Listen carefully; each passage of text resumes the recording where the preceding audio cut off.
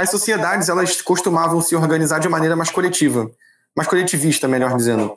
Então, de novo, né, elas tinham, como é que eu posso dizer? Eu vou dar um exemplo. Todas as sociedades antigas, elas têm uma monarquia, um jeito específico de organizar a sociedade, etc, etc. Hierarquia social, inclusive, e tal, porque as sociedades, elas eram formadas como uma tentativa de copiar uma espécie de ordem celeste que todo mundo achava que existia. Então, quando você olhava para o céu, via as estrelas, os antigos achavam que aquilo dali era o cosmos, era um todo ordenado. Só que hoje em dia a gente não tem mais essa noção, então o espaço ele não serve de parâmetro para ordenar nada, até porque o espaço é um negócio caótico. Mas antigamente achava-se que era um lugar das esferas celestes, e aí tinha até aquele modelo platônico, né? Tipo, quanto mais para cima você vai, mais perto das formas perfeitas você chega, e quanto mais para baixo aqui na Terra você vem, mais perto da matéria concreta e corruptível você tá. Mas, de certa forma, o mundo terreno ele é feito para ser um reflexo do mundo celeste. Então, os antigos acreditavam nesse tipo de cosmovisão. Então, toda a sociedade ela era montada de forma a mimetizar essa ordem maior. O comportamento moral das pessoas, os parâmetros de...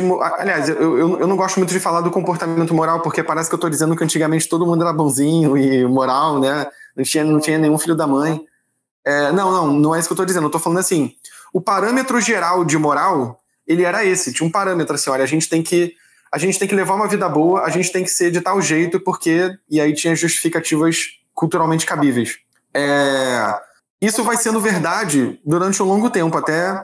eu acho que na Idade Média dá para dizer que é assim também, até porque tem um esquema também de ordem celeste na Idade Média, mas na modernidade, ou seja, depois de 1400 e blau, assim, a coisa deixa de ter um parâmetro. Então, sem parâmetro, você não pode dizer um monte de coisa que no final vai impactar lá no eu. Primeiro, a gente não pode dizer qual é o fundamento último do que a gente está chamando de correto ou não, de certo e errado, né? Por quê? Porque o fundamento último do certo e do errado é você ter atos que, de alguma maneira, eles estejam em conformidade com essa macro-ordem que eu estou falando aqui que os antigos acreditavam que existia. Seja ela representada por um deus, por Deus com D maiúsculo, por vários deuses, por uma ordem impessoal, um deus impessoal, né, como era o deus do Sócrates, era o deus desconhecido, né, que ele falava. De alguma maneira tem uma ordem que serve como parâmetro. Então isso organiza o que a gente considera certo e errado, isso organiza, portanto, o que a gente considera como virtude, porque virtude é você fazer o que você deve fazer. Isso organiza o seu entendimento como eu, como self. Por quê? Porque o seu self ele está ligado à comunidade de onde você vem. Por exemplo, só para tornar mais concreto isso que eu estou falando, se você é um medieval, o seu eu ele está ligado à classe de onde você vem. Por exemplo, se você é um camponês, você tem um certo orgulho de ser camponês e você é criado para ser um camponês. Você é aquela pessoa que cultiva a terra e entende como a natureza funciona e etc, etc. Parte do seu eu tá ligado àquela atividade. Se você é um nobre, as virtudes do nobre estão ligadas ao seu self e assim por diante. Só que na medida em que a gente não tem mais nem grupos rígidos atualmente, né, os grupos eles são extremamente maleáveis, o nosso senso de identidade também se perde. Assim como se perde o nosso senso das outras coisas que eu estava falando, né? O senso de o que é certo, o que é errado, o que eu devo fazer, o que eu não devo fazer. Como eu devo viver minha vida, de acordo com quais virtudes, princípios. Você não tem mais como ter clareza sobre isso. Aí alguém vai me retrucar falando assim, não, mas eu tenho princípios para viver minha vida. Claro que eu tenho. Não. Você tem. Eu não estou falando que não tem. O que eu estou falando você vai ter os seus princípios de Sally, eu vou ter os meus princípios de Felipe, eles vão poder ter uma certa semelhança, porque eles também não vão variar totalmente, óbvio, mas eles não vão ter como referência nada externo à minha subjetividade. Esse que é o ponto. Isso me lembrou uma discussão que eu tive uma vez, aí eu vou falar isso, depois eu te dou a palavra.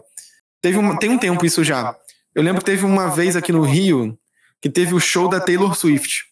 E aí eu tava discutindo com uma galera, porque teve um caso trágico, né, no show. Uma menina, tava muito quente no Rio, e uma menina morreu na fila. E aí eu conheço uma galera, Lembra? Garota super novinha, né? Exato, uma fã ali novinha, tava lá querendo ver o show, morreu de calor, sei lá, acho que a pressão dela bugou, assim, não lembro direito o que houve, ela teve uma parada cardíaca, sei lá. Tava tipo 45 graus, sei lá, foi muito quente. Tava desumano, tava desumano realmente aquela época. Cara, e aí uma galera de um grupo que eu participo, são os amigos meus, e aí a galera ficou falando assim, inicialmente de zoeira, mas aí eu quis falar assim, pô, gente, calma aí. Mas falaram assim, não, mas pelo menos ela morreu feliz, porque ela realizou o sonho da vida dela. Eu fiquei meio assim, cara, assim, não julgando a garota, entendeu? Eu não tô aqui pra julgar a menina, mas tô falando assim, cara, que época estranha que a gente vive, em que o sonho da nossa vida, que vale a nossa vida, inclusive, as pessoas dizendo que a menina morreu feliz e valeu a pena e não sei o quê. Cara, olha só que coisa estranha, a gente vive numa época em que o nosso parâmetro de boa vida pode ser o de ir num show de uma artista pop e morrer lá. Não que morrer seja o desejo da pessoa, né, de boa vida, não é isso que eu tô falando. Tô falando assim, o sonho da vida da pessoa é ir no show, e aí depois que ela foi no show, ela pode morrer realizada. Cara, eu acho isso muito estranho. Só que me surpreende o fato de que quando eu digo que isso é muito estranho, pouca gente concorda comigo, entendeu? Mas por que pouca gente concorda comigo? Porque é muito comum na cosmovisão que a gente tem atualmente, e isso começa com a modernidade, é muito comum a cosmovisão de que cada um vive sua vida do jeito que quiser e não tem nenhum parâmetro objetivo para você se guiar. Então, assim, se eu quiser, o meu projeto de vida sei lá, ver um show do AC/DC e aí depois eu posso morrer, assim. Caraca, mas como assim? Sério? Tipo, porque geralmente os valores que fazem você se sacrificar é tipo assim, nas cruzadas, sei lá, os islâmicos estavam se sacrificando pela fé islâmica, os cristãos pela fé cristã, e, pô, vida ou morte, não sei o quê. Cara, hoje em dia a vida vale isso, assim, vale um show de uma artista pop. É o seu modelo de glória, assim. Caraca, eu atingi a glória, eu fui no show da Miley Cyrus, assim. Cara, eu fico meio assim, caralho, meu irmão. Que negócio estranho. Eu entendo a galera que fala assim, pô, mas qual é o problema? Não, eu não tô dizendo que tem problema você ir no show, eu não tô dizendo que tem problema gostar da artista. Eu tô dizendo assim, a gente vive numa época exatamente tão vazia de narrativa que qualquer coisa pode representar essa narrativa macro a qual você encaixa a sua individualidade e passa a basear o seu sentido de vida nela. A gente vive numa época órfã de narrativa.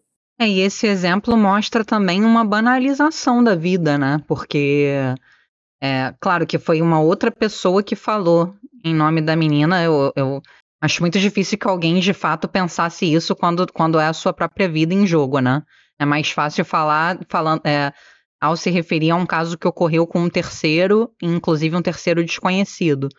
Mas ainda que seja numa tentativa de explicar o que aconteceu com a menina que foi vítima de uma tragédia, achar que Sim. Isso é uma explicação plausível já é meio estranho, porque mostra uma banalização e vulgarização da vida, que é o maior bem que a gente tem, né? Sim. Então, uma certa esterilidade de valores pelos quais a vida possa valer a pena, né?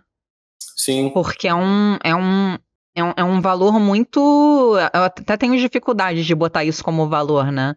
Ver um show e que isso pudesse justificar uma tragédia dessa, né? Assim, eu acho que é porque...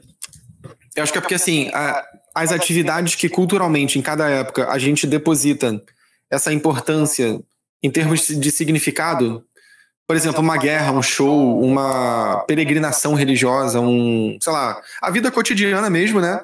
Como eu tô dizendo. Aliás, esse é um outro elemento que distingue Só um parêntese, esse é outro elemento que distingue a nossa vida moderna da vida dos tempos bem séculos atrás.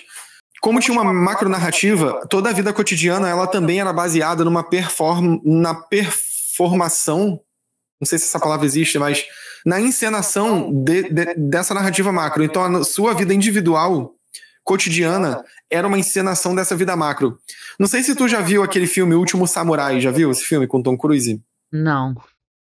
Cara, esse filme é muito bom. O Tom Cruise ele faz o papel de um prisioneiro americano que vai pro Japão ali na época da Era Meiji, que é a época que moderniza o Japão ali no século XIX.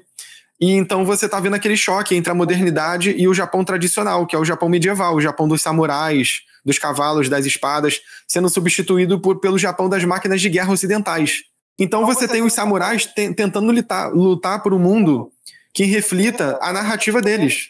A narrativa no sentido melhor do termo aqui, que eu tô falando de sentido, né? Peraí, esqueci por que eu tava falando isso. Ah, tá. E ali no filme, o Tom Cruise, em determinado momento, ele aparece narrando, dizendo que ele tá fascinado. Inicialmente ele é um prisioneiro, mas ele acaba sendo seduzido pela cultura tradicional japonesa e passa a lutar do lado dos samurais. E aí ele diz em determinado momento que ele fica impressionado como ele não vê os japoneses ali naquele feudo falando de nenhum tipo de deus, nenhum tipo de coisa nenhuma, assim, mas ao mesmo tempo eles têm uma rotina extremamente ritualizada e espiritualizada. Ele consegue sentir a atmosfera espiritual de cada gesto, da retirada da água no balde, do poço, até o banho, até a preparação da comida, até o cultivo da terra, a prática de artes marciais. Tudo parece que é uma mera... tudo parece que é permeado por um tipo de sentido e profundidade que a gente não consegue mais mensurar o que é no cotidiano moderno. Por quê? Porque o cotidiano moderno não tem nada a ver com isso. Não tem profundidade. Não tem profundidade. O cotidiano moderno ele é um cotidiano baseado no prazer sensorial. Com a profundidade de um pires. Sim. Então a gente não entende o que é isso. Então, assim, para tornar mais concreto agora... Por exemplo, quando a gente come, e eu tô me encaixando nisso, tá? Não tô dizendo que eu sou um ser ultra espiritualizado como se eu fosse um samurai. Não, eu não sou, não tem como ser. A gente não vive mais numa época assim. Se eu fosse, eu ia ser tipo Dom Quixote, assim, eu ia ser um maluco. Eu ia andar por aí com armadura, falando, pô, voz me ser, não sei o quê, com uma espada assim. O ladrão ia vir, você violou minha honra.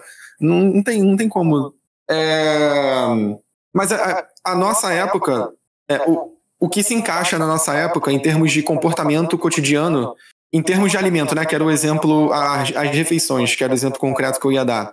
Você não come de maneira ritualizada mais. Mano, a gente come de maneira que não dá tempo nem de você comer sem engolir ar e ficar tendo soluço, porque você come para voltar para trabalhar.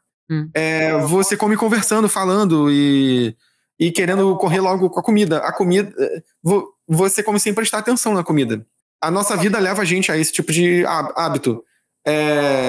Ele não tem mais nada de espiritualidade no alimento. Não tem nada de que você fala assim, não, esse é um momento de contemplação e não sei. Mano, que contemplação, cacete, entendeu? Não tem isso. Então isso também é uma experiência que ou ela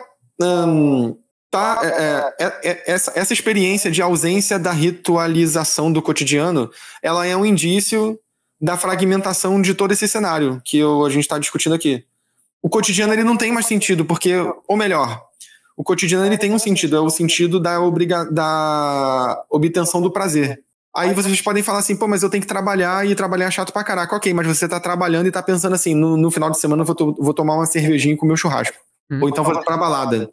Ou seja, cara, o objetivo da sua vida é basicamente fazer coisas que vão te dar prazer. Prazer é desse tipo, assim, prazer imediato, sensorial. Cara, por isso que, assim, eu não sou religioso, mas eu acho extremamente bonito uma pessoa que tem um tipo de crença e ela faz uma coisa assim do tipo, pô, eu vou fazer uma peregrinação pra não sei aonde. Cara, eu acho foda, assim, porque, cara, eu não faria peregrinação pra lugar nenhum. Pô, só que eu me sinto meio coitado por isso, sabe? Porque, sei lá, isso é sinal de que a gente vive numa época em que não vale a pena mesmo, assim.